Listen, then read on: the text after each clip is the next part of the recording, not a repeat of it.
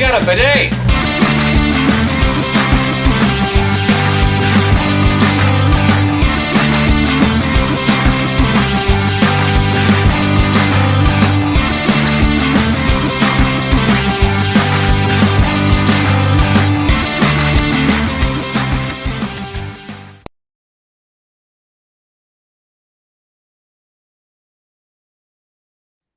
Hey everybody, and welcome back to another video. In today's video, we are discussing the final episode of Andor Season 1, and we'll be talking about our thoughts on the show altogether, because, like I said, this is it for Season 1. We'll go over what happened in the episode. We won't be super detailed just because I'd say there's a lot of action in this episode, but we'll give you the main pointers of what's going on. That way you know what to kind of think about, what could be going on for Season 2. So I'll go ahead and do that really quick here. We have two main pieces of what's happening in the episode. One is definitely taking up much more of the episode than the other. The smaller piece is the story arc with Mon Mothma and her daughter. And we actually find out that she is going to go with the action of letting her daughter be introduced to her friend's son, the financial dude. We had been suspecting this for a little bit just because of her reactions when she's thinking about it and how he brought it up to her. We finally get the closure to that arc that Mothma is willing to do what needs to be done to get her money situated, and it's an interesting way to take care of that. Again, that's a very, very short part of the episode, but probably what you're all wondering, what happened with Andor? Well, truth be told, everybody, like we suspected, comes to Ferrix.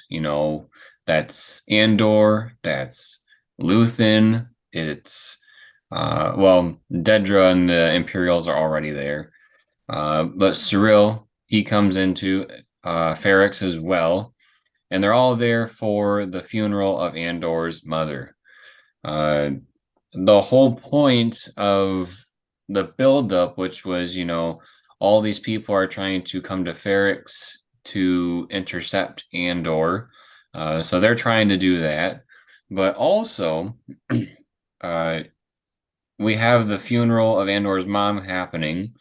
This has to do with, tons of people walking through the streets. There's like a little marching band, which was kind of cool to see what Star Wars version of a marching band would be. And we also have the dude, banging on the anvil up in the tower. But ultimately what happens is that, Dedra is really trying to find Andor, and she grows very impatient. She's trying to, get on with it, so to speak.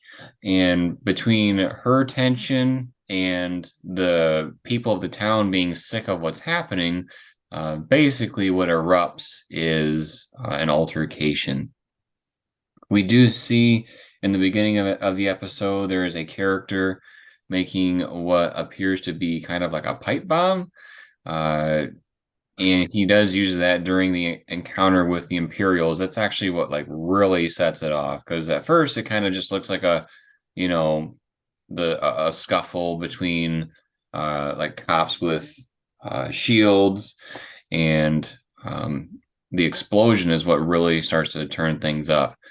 Before that, one major thing I think that's worthy of noting is Cassian's mom's speech. I can't believe I forgot that. Yes, because that's actually the part that really revved things up too, because she gave a great speech. Again, I'm not going to repeat everything in here, but it's a hologram of her that's being played by her droid. So it's just like a hologram of her bust, right? So from her stomach up, but it's I don't know, 20 feet tall so that everybody in the town can see. And to put it really short, she said she lived her life kind of just in fear of the Imperials or the Empire, thinking, they were just there for visiting, and then they just basically never left. And now it's time to fight back because she decided too late in her life to fight back. So now it's your turn to start fighting. Stop sleeping and start fighting back. And she makes that really powerful. And then that's when things start to get a little crazy. Yeah, because the Imperials are like, shut that off. And then they're like, shut that guy up in the tower, like for the guy with the anvil, stop him from making all the noise. And they really wanted to take control of the city. Well, truth be told, like I said, there's a big scuffle in the streets between the people of Ferrix and the Empire. Meanwhile, Andor is kind of sneaking around in the background. He is able to break out Bix from the Imperial like interrogation area. And he is able to get her to a ship of some people that are fleeing the planet. So he hopes to meet up with them later on, but he does not actually leave with them. The reason being he doesn't leave with them is because he notices somebody in the streets while he's seeing all this stuff happening, and he sees Luthen. And so he starts to think about, why is Luthen here? Why is he tracking me? Like, kind of in the way of, I was done with him. Why is he coming after? At least, why is he in the area of where I'm at? And so he actually, at the end of the episode, finds Luthen's ship. And when Luthen comes back, Andor is there. And Andor basically conceptualizes that Luthen was there supposedly to kill Andor because everybody's telling him, although he helped us, he's somebody that knows about us. So we should take care of him, we should take him out. Uh, we do not see him kill him at the end of the episode. And based on what happens in Rogue One, my suspicions is that he does not die in the future season. So he is actually going to be joining Luthen moving forward because he said something like, take me in or shoot me now, kind of a thing. So we got that going on with Luthen. Some things that are not Andor related that were at least interesting to me. Dedra does get out in the battlefield and she starts, trying to do what she can to help her troops, take care of the townspeople.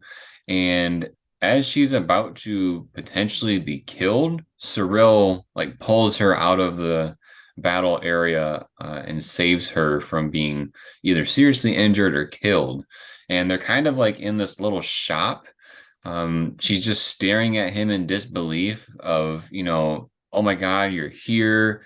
You just saved my life. But we all know Dedra, is kind of big-headed and doesn't want to admit, that, he has done something for her or she's indebted to him at all.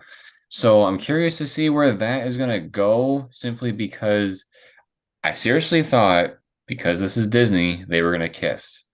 But they did not. Just the way that they were just staring into each other's eyes. Because the camera sat on them for a while. I was like, something's going to happen here. And then just cut away from the battle, or cut away from that to go back to the battle. So that's kind of the interesting thing there with those two. That's all that happens with Cyril, and we'll probably talk about that when we talk about the series as a whole. But the other thing that I wanted to mention is that the stormtroopers in this show are accurate, and they are very accurate. They're not the stupid stormtroopers like from anything else in Star Wars, where the running joke is that they miss every single shot. No, they had good aim, and they were hitting people left and right in this scuffle in the city. They also had death troopers there, which was kind of a cool thing to have in the mix because we saw those types of troopers in Rogue One. So it's nice to make those connections here. Before I get to the after credit scene, Sarah, is there anything you want to add? No, other than my thoughts on the episode, but go ahead. Okay. So that's basically what happens in the episode, the main highlights. Again, I would recommend you watching it, to get the deep dive, but that's the bits and pieces that you really need to get out of it. There was an after credit scene. I did not know about this when we were watching it, unfortunately. I just kind of heard that there was one, so I was like, well, we should watch it. And we actually get to find out what they were, what the things they were building in the prison are being used for. And we see these droids piecing these parts together, and they are going to be part of the weapon part of the Death Star. So, like where the actual beam comes out, that's where these pieces are being put together for. We see the Death Star kind of almost complete, except for the weapon part, and they kind of have like uh I don't know what you'd call that, like a telescoping out. It's an exploded view of the assembly. There we go. Uh Sarah's the engineer, not me. So she kind of knows that more than I do. But basically it looks like, if they put it all together, it'd be ready to go. Um but that's the little, I don't know if I'd say nugget for the end of the episode or not, but because we all know it's being built, but it does give us closure on what those things were for. So that's kind of what happened in the episode. Sarah, thoughts? It was interesting. Um, it was pretty predictable. I think the only part that wasn't necessarily something I saw coming, although looking back, it's like, it's still pretty predictable, would be Cassian's mom's speech. Just because, she probably knew she was dying because she wasn't taking her medicine anymore. But if you're at that stage, I feel like you wouldn't be all there to be able to make a speech to be played at your own funeral. So it just seems a little odd. Um, I, Granted, this is Star Wars and not real life, so that's why we probably don't see too much of that nowadays here, because people who are in that well of mind usually are not also on their deathbed at the same time. I kind of, to talk to that a little bit, she didn't look like she was sick when she was giving that speech. I kind of wonder if she pre-recorded it and then like held on to it and just stored it in her droid and said, "Hey, when I die, please play this," kind of a thing. Um, that's kind of what I got from it because when we saw her last, she was pretty sick and uh weary, or not weary, weak. Um, and I didn't get that vibe from her speech. So that's my guess. Perhaps. I did really like her speech. I thought it was empowering and thought-provoking, and it actually, made you want to do something instead of, Mothma being in the Senate and nobody listening to her. Kind of like a polar opposite of that. So I thought that was pretty neat. I did like her character, so I'm sad to see her go, but she was old and, you know, or maybe not super old, but her storyline is essentially done, so it's understandable. People can't live forever. In terms of the actual battle, I thought that was pretty cool. Between the bomb that we saw the guy constructing in the beginning of the episode, although I didn't really understand what he was doing in the beginning of the episode when he was making it, because they were foreshadowing the bomb that he was going to use. Uh, I thought it was interesting that he was able to be saved from the Empire because he was one of the ones that made it out onto the ship with Bix. Um, there was one guy that I'm trying to think of all the different little pieces that like weren't major story pieces, but things that either bugged me or I thought were cool. Um, There was one other thing that I didn't say, and that was that when Cassian's kind of walking around, trying to get from one place to another, he does have flashbacks to his adoptive father talking to him, and he's basically taking rusty parts and dipping them in acid and explaining to Andor that even though some things look like junk, that there's still value to them underneath their appearance, kind of a thing. I think that also kind of resonated with the fact that, even though they're the townspeople and they may feel useless in comparison to the Empire, that they do have something inside them worthwhile. and then they can make a difference. So it was kind of an interesting foreshadowing with those types of scenes. Nice. So there was one guy that told the Empire, like, hey, I know where Cassian is. I didn't see him there, but I know he's there. And they were alluding the audience to think that he was pointing them to where we last saw Cassian. And of course, when the Empire gets there, Cassian's not there.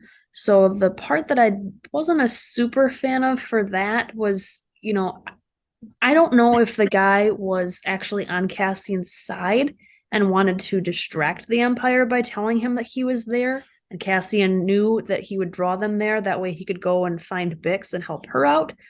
Or is this guy actually not on Cassian's side and he really was trying to capture Cassian and get on the good side with the Empire?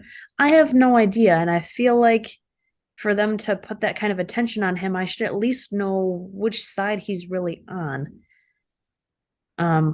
Maybe it's nitpicky, but it's just something that kind of struck weird. Well, Um, I'm sure there's also tons of people uh, that are on the fence. Like from one scenario to another, they could be changing their minds as they go. So I could see it going either way. one part that I did really like was, they talked before about when people die on Ferrix, they become bricks. And like they basically cremate them and they use their ashes to turn them into a brick. And then that brick gets made into, like a city building or part of the street or wherever the brick goes. So for this whole ceremony, Cassian's friend, which was also, do you remember Cassian's mom's name?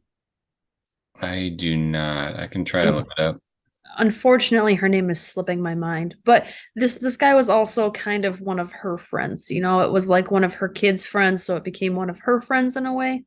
Especially when Cassian was gone, this guy was looking after her a lot. So he's the one carrying the brick throughout this whole ceremony. And that's a big brick because, for you to have all the ashes of somebody, it's got to be a big brick to be able to contain all that. Um, so at the end of her speech, when she sang to fight, and a lot of these people don't have weapons because they were expecting a funeral, not a fight. So he uses this brick to just annihilate on people, on stormtroopers, I mean. Like he's just wailing them in the head with it and conking them on the back of the head and like hitting them in the back and stuff. Whatever he can do to knock them down, he is using that brick. And I thought that was really cool because some people might say it's disrespectful because it's, basically he's using her dead body as a weapon. But what I really like about it is that I think, if her last dying wish is for you guys to fight back, what better way to honor her memory than to use her to fight, because it's not like he's got anything better to use for a weapon. Um, so I don't know. I thought that was pretty cool. Her name is Marva. Marva, that's right. Okay, that makes sense. So there you Marvelous go, Marva. Marva. Huh? Marvelous Marva. Marvelous, marvelous. There you go, Marva. We're doing you justice by using you even when you're not around to help fight for the rebellion. Okay, it's time to get into what we didn't like. And I think Jeremy sides with me at least somewhat on this, although right after the episode, he seemed to take a little bit further to digest to fully understand this. It took a little bit of time to marinate to Yeah. just because there was some things that were really cool. Um You want to talk about what you liked first before we get into the what we don't like? um yeah, I can do that. I really liked the little battle that they had. Um it was interesting. Uh I think it showed a bit more empowering version of the Empire than we're used to seeing. Like I said, we're used to seeing the Empire filled with stormtroopers that can't, hit anything. Whereas this Empire looked like, they were something to be feared. It almost looked like, nobody could be a hero because of how uh, deadly they were. I mean, they brought in like a cannon basically on a speeder, and they were, taking down people. So things really look like, the Empire is doing everything in their power to be able to control this group. Um, They but tried to limit how many people could be at the funeral. yeah, there was an insane amount of people um, that were coming to this funeral in comparison to how many Imperials were there. So I think they really had numbers on their side, and that's what really scared the Empire. Let's see, what else? I really liked, I mean, from the series itself too, the actress that played Marva, which her name is Fiona Shaw. It was really cool to see a different side to this actress. I have not seen a lot of her stuff, but the one thing that probably a lot of Andor fans have seen that she's also in is Harry Potter. She plays Harry's aunt, and we only get to see her for a little bit, but you know, it was cool to see a different dynamic of her, and I thought the speech element really added um, to her as a good actress. I like the speech. I think one thing that the series has gotten right is the inspirational uh, I guess speeches. I was looking for a different word than speeches, but maybe inspirational tone with these speeches, and the wording is great. It's not just something from a Disney Channel original movie, not to throw shade, but it's empowering. It makes you feel like you want to root for only the rebels, so to speak. Whereas I feel like with like the original trilogy, so to speak, there was a lot more leeway where you could go to one side or the other. But as far as things I liked, I think that's probably about it. Um, some of the things, I mean, I'll say the one thing that I didn't like right off the bat, and then you can go into yours. The thing that I did not like the most with this episode, and again, this is going to be something that resonates with the entire series.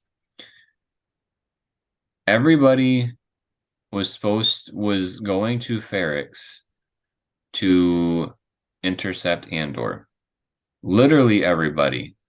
Uh, I want to focus on one person in particular that makes me a little upset that nothing happened was Cyril.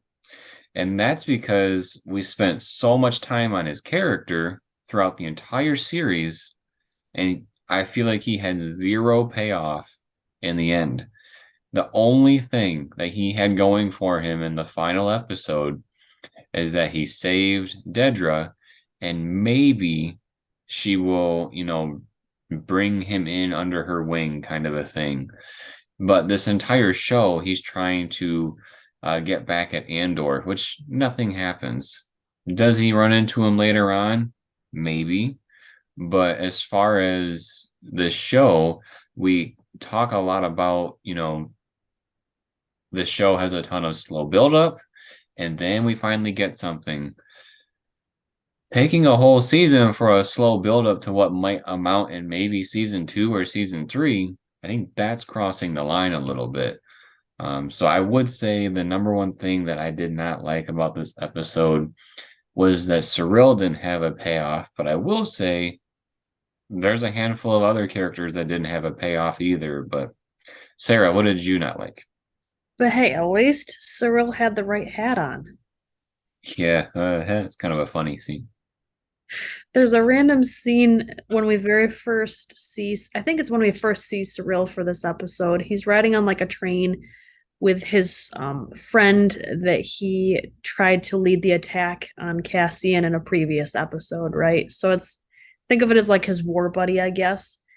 And so they're on this train, and his buddy has a hat on, and Cyril doesn't. And so what does the guy do? The They guy, they swapped. They both swapped hats.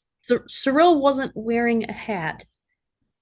The other guy gave his hat to Cyril, and Cyril had a hat like in his lap or something and gave it to him. Oh, And they I see. both at the same time put on their hats. Like, what was the point of them swapping hats? Like, who cares? That Because led to of nothing. this one, the hat is what's going to make him incognito to everybody else, is my guess. I think that's what they were trying. But But both guys were at Ferrex. It's not like Cyril went to Ferrex by himself. I'm surprised that because my guess is that the people of Ferrix would recognize Cyril. At least some people would because of They, what happened in episode 3. but the other guy was there for that too, so wouldn't they recognize him too? Maybe.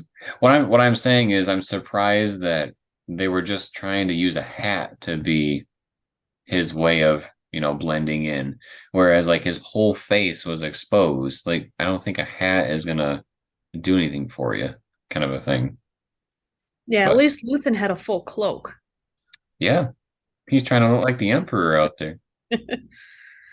Oh, yeah. My complaint is very similar, just that, we were building up to all these characters talking about going to Ferrix, and then none of them meet, none of their paths cross.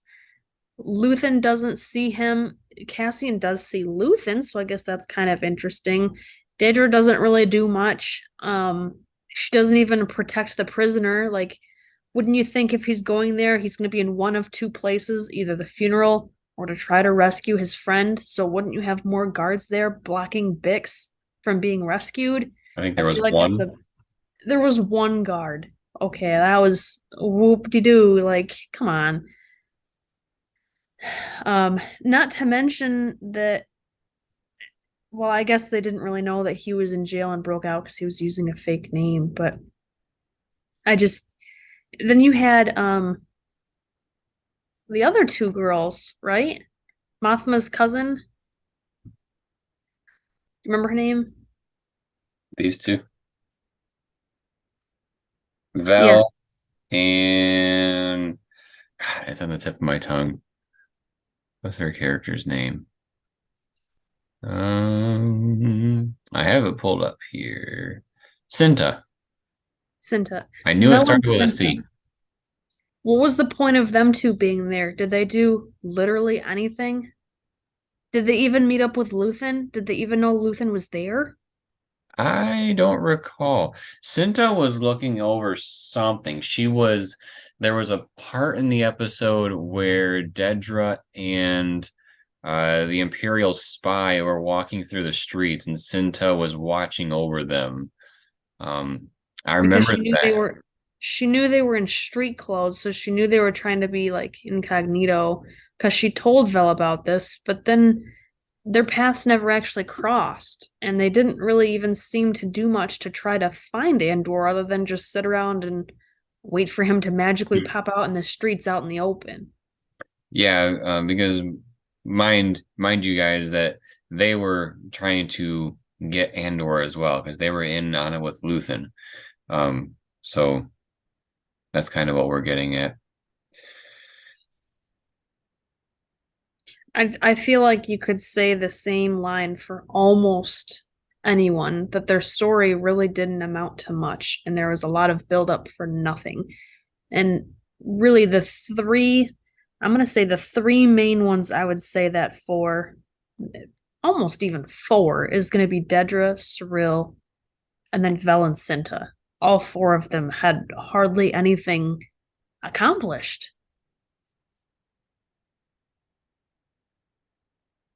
End Yeah. rant. I just thought of something that I don't. I'll save it so we talk about the series. But I yeah, feel like we're about at that point, unless you had something else to say about the episode specifically. mm, I don't think so. Just it's more or less tough love from us because we love Star Wars, but this just didn't hit for us. Um, there's a lot of people that interpret tough love as uh attacking, and that's not what we're trying to do. We're just, speaking our minds on the episode and rest assured, we hope for the best for the future of Andor and the future of Star Wars products as well. But yeah, we can talk about the series as well. Oh, wait, there was one thing that I wanted to say about the episode is that I want to know what happened with this guy, Saw Gerrera. They were talking about him doing some sort of attack on something, and they never showed anything. So that was a kind of a letdown for me. I was hoping it was gonna be something with Andor as well, but nope. That was the last thing I wanted to say about the episode. But the series was not for me. It was not for Sarah. I don't think that's a shocker, personally. Um, the thing that I just thought of a second ago that I was kind of smiling about, and I'm sure anybody that loves Andor that is watching this is gonna cringe when I say this. I was thinking about how, and Sarah and I were talking about this after we watched this episode. We were talking about how, they started on Ferrix, they had a battle, in episode 3, and we kind of went away from things, and then we came back to Ferrix. And they basically redid what they did in episode 3, but with the Empire, and then the show ended. That was a major complaint for a different Star Wars project, mind you. And people were really upset that that was the formula because it happened in another project. Like I said, what's that project? Star Wars Episode 1, The Phantom Menace. Why? Because they started on Naboo. They had an altercation. They ran away. And then they decided, oh, we should go back there to help. And then they do go back there. And then they finish the movie. It's just like this show. They started with Ferrix. They left. They came back. And the show was over. Mind you, I was thinking about this as well. I feel like what they did with this show is they thought, well, we have Andor. It was the same guy that did Rogue One, so Andor is, really important to him. And they wanted to flesh out Andor's character. And so I feel like he had an idea of who Andor is. And we heard Andor say in Rogue One, you don't know what I've been through. You haven't seen what I've seen. And I swear what the writer did is he thought of all the tropes from like 80s action films. So like you name it that Andor went through, so did Sylvester Stallone in his prime. We had prison breakouts. We had, the rebellious scuffles. We had a heist, which is something that, all the 80s action heroes did. And so it's interesting to me that people say, this is the best Star Wars that's ever happened. It's new, it's fresh. It's like a lot of these things have actually happened. Um, Avenging a family member. yeah, like I get it that it's different and people really wanted something different than what um, Disney had been putting out for Star Wars content. But I feel like for me, this did not land at all. Uh, I'm really hopeful that it's a little bit more like Star Wars for the next or the next season. I know a lot of people have said this is the best Star Wars since the original trilogy, and I'm like, this show doesn't even compare to the original trilogy, let alone some other projects that have happened. Um, Even during the Disney era, I have found myself rewatching Kenobi. I have seen myself rewatching Boba, definitely Mandalorian because I love that show. I've even found myself rewatching the sequel trilogy. I don't think I'm going to revisit this show, uh, just because I don't think it's worth a second watch. I know a lot of people are cringing because of that, but it did not hit for me. Um, Let me put it this way. Tough love. Boba, I thought was eh, like it wasn't fantastic, but it wasn't garbage either. And I found myself wanting to find out what happened in the next episodes, or at least that's, when I recall back, that's how I think I felt.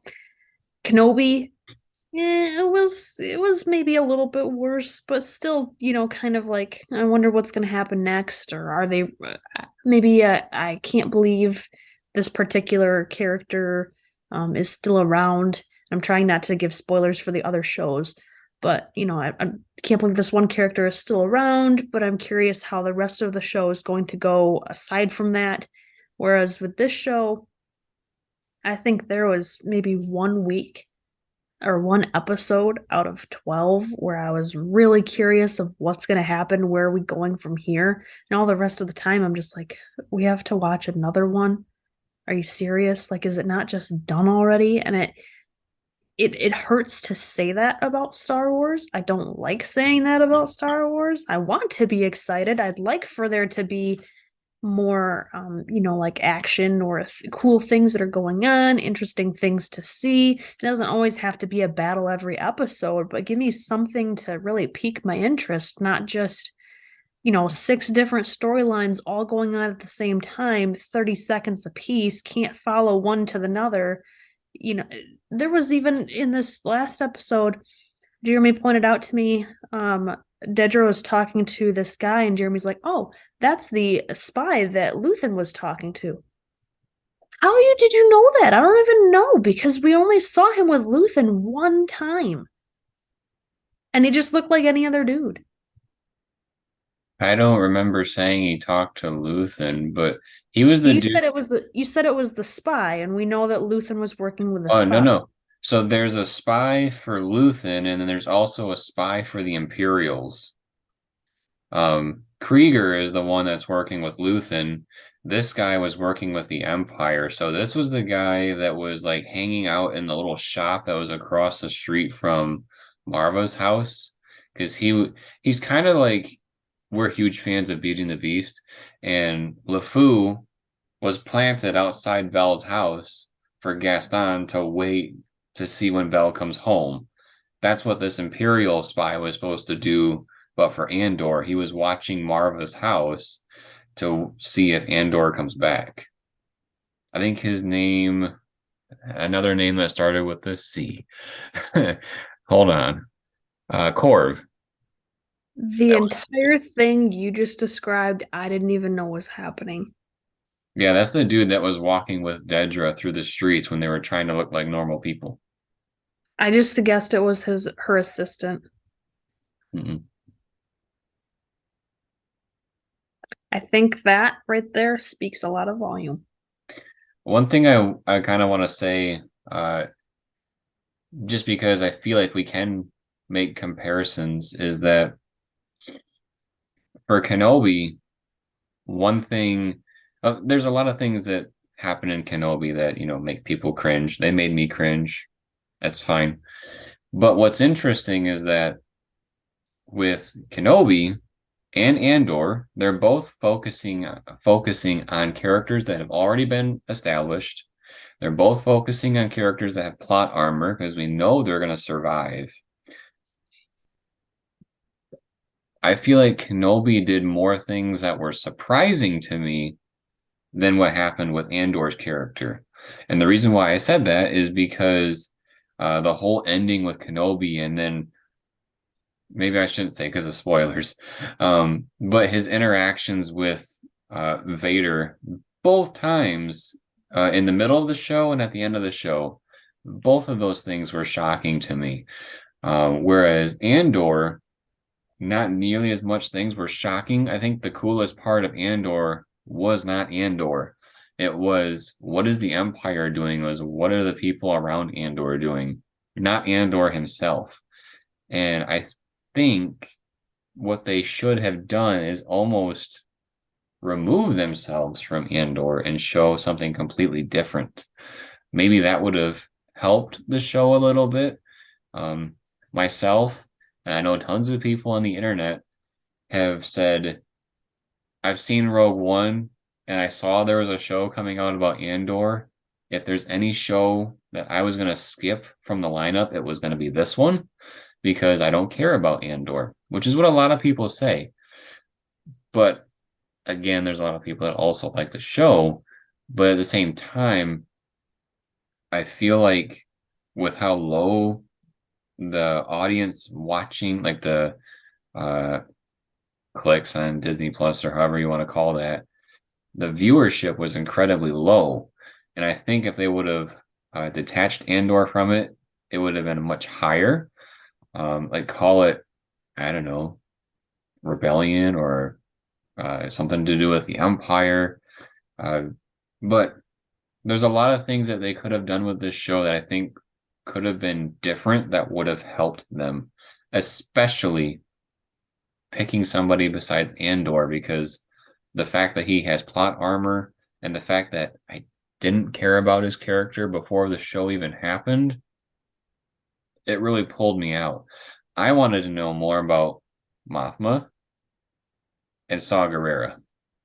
And Those are, K2SO. yes, but I think he's coming. So uh that's kind of my opinion. I the ultimately the show didn't land for me. I feel like there's a lot of other Star Wars projects I'd much rather rewatch than this show. And I think it also speaks volumes that they're having to put this show on public television.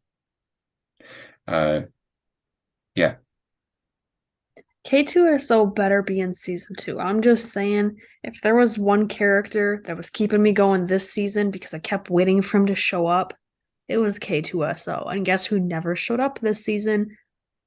K2SO. All the other cool people, maybe I not, told you. but I'm gonna make a generalized statement here that's not fully true, but I'm gonna say it anyway. All the other cool people have an awesome sidekick droid. Why don't we have that in this season? Why are we taking so long to get him? I've heard a theory on what's going to happen. It's not my theory. I think it was either Star Wars theory or Angry Joe that said this. So I'm gonna put that out there. Um, some people are wondering if in season two, Andor is gonna, get a hold of a K2 droid and he's gonna um transfer the little droids being into K2SO because the little dude has to like go and recharge like a Roomba or whatever it is every so often. Whereas if he's in a K2 droid, he may not have to do that. Um, that's again not my theory, but I think that's really cool. And I know it's one of those two dudes that I said, because those are the only two that I watch. I But do like the droid that we have right now. I just wish there was more of him. they did say before this show even came out that K2 was not going to be in season one. So I'm just saying. And I told you that. Yeah, but sometimes you're wrong. And also,